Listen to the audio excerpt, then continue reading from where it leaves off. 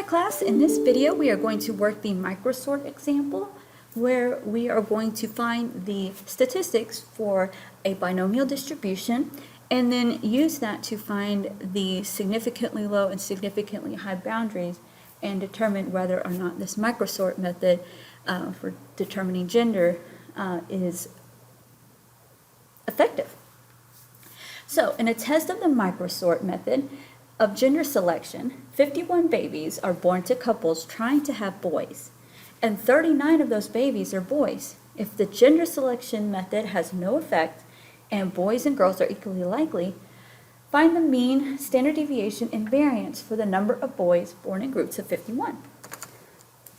All right, so let's first recall the formulas for our mean, the variance, and the standard deviation. I'm going to use the population notation. So the mean, or mu, is going to be n times p. Recall that n is going to be the number of trials, and p is going to be the likelihood or the probability of success. Okay, and we're going to find n and p and all of that here in a second. The variance, which I'm going to do next, and you'll see why in a minute, remember is the standard deviation squared. So I'm going to write that as sigma squared, again using that population notation, and that is n times p times q. And then the standard deviation is the square root of sigma squared, or the variance, or the square root of n times p times q. So you'll see how maybe it might be easier to find the variance first and then just take the square root of that to get your standard deviation. Now let's talk about Q. Remember from previous videos that, or previous reading, that Q is 1 minus P. So recall Q is 1 minus P. All right, so let's read our problem and determine n, p, and q, and then we will find our values. All right, so n is again the number of trials. So reading the problem it says if the gender selection method has no effect and boys and girls are equally likely, find the mean, standard deviation, and variance for the number of boys born in groups of 51. So that means my n is 51. So now to find p, we need to think about the fact that we're not ready to address the MicroSort yet. And because it says if the gender selection method has no effect, so we are not accounting for that yet. And this tells us that boys and girls are equally likely. So that means the probability of success, which in this case is going to be the probability of having a boy, because the problem says that couples are trying to have boys, then p is going to be 0.5.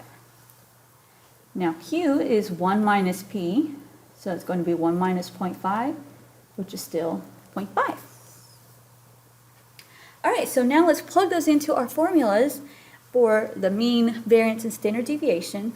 So the mean is again n times p, so that means my mean is going to be 51 times 0.5, and I get 25.5.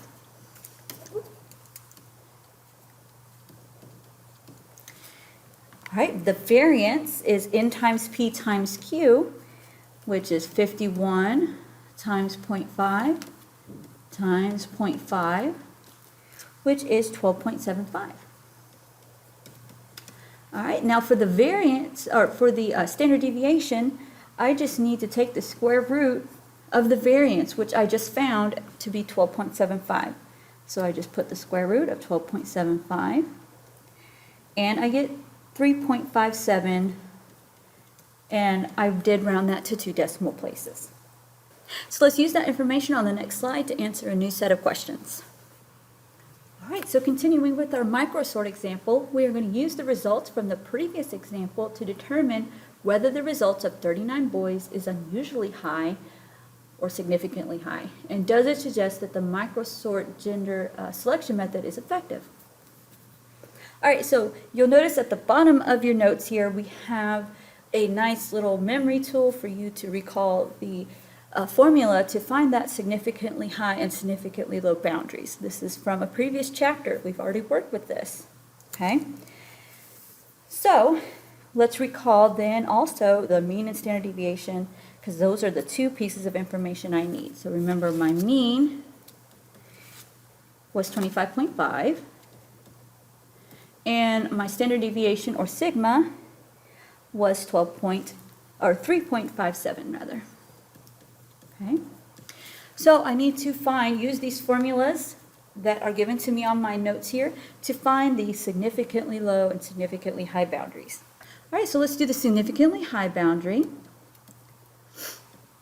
So my significantly high boundary, it says, is mu plus 2 sigma. All right, so I'm going to take 25.5, which was my mean, plus 2 times 3.57, which was my standard deviation. All right, and I got a 32.64. Okay, so that is my high boundary. What about my significantly low boundary? Okay, so I'm going to take the mean minus 2 times the standard deviation. So that is 25.5 minus 2 times 3.57. And there I got 18.36. So now we have our significantly low and significantly high boundaries. I want to determine whether 39 boys is unusually high. To determine that, we need to see if 39 is either greater than my high boundary or smaller than my lower boundary.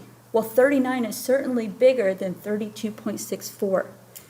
39 is higher than my significantly high boundary of 32.64.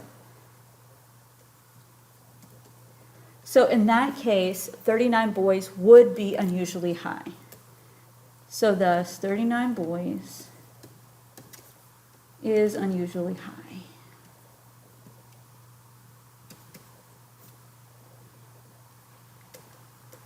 Okay. So now the thought question comes in. Does this suggest that the gender selection method is effective? Well, in a natural case where we don't have the gender selection method, anything above 32.64 boys is considered unusually high. So what this suggests is that I applied the gender selection method and got 39 boys.